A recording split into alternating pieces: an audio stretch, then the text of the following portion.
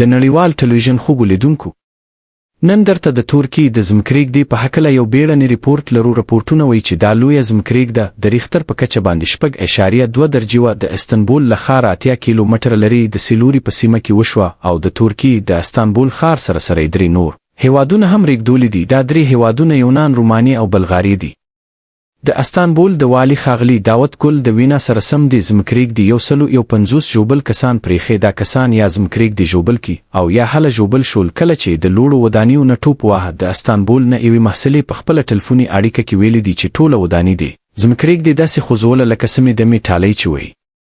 ځمکرېږده د ماسپښین په 12 بجو او 9 دقیقو یا منټونو وشوه او د تورکیې د افات ایجنسۍ د استانبول په ښار کې دا ځمکرېږده د ښار لویه ځمکرېږده ګڼلې ده. د استانبول ښار سرشمیر د وروستنیو شمیرو تر مخې 14 میلیونه شمیرل شوی دی.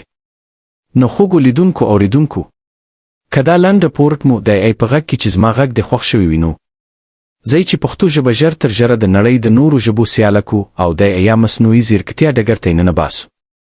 او ستاسو برخه په دې لړ کې د نړیوال ټلویژن چلونکو ته ډیره درنه ده، خو ایله یو څو ثانیې درنه غواړو. نو بس همدا اوس مو لایک او خوښ کړئ او د سبسکرایب تڼۍ راکاږئ او سبسکرایب مو کړئ. منن او کور ودان.